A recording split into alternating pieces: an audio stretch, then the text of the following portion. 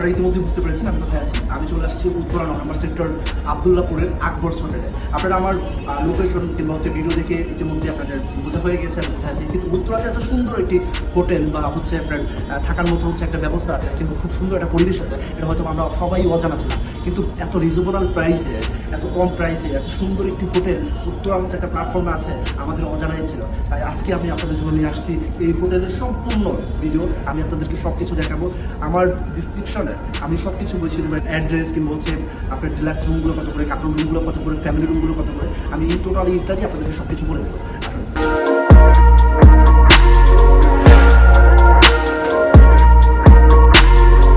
এটা হচ্ছে family deluxe room. এখানে আপনি একটি সিঙ্গেল বেড পাচ্ছেন আর একটি ডাবল বেড পাচ্ছেন।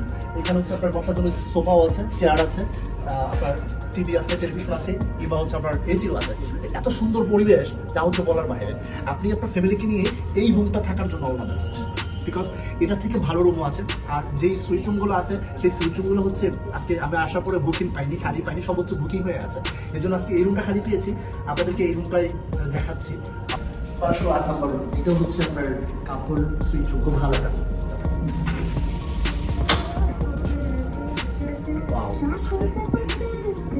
আপনি এই দিকে যাবেন, আপনি এই রুমে আপনার ফ্যামিলি মেম্বার কিংবা হচ্ছে আপনার ওয়াইফকে নিয়ে এসে এত সুন্দরভাবে উপভোগ করতে পারবেন যেটা বলার না।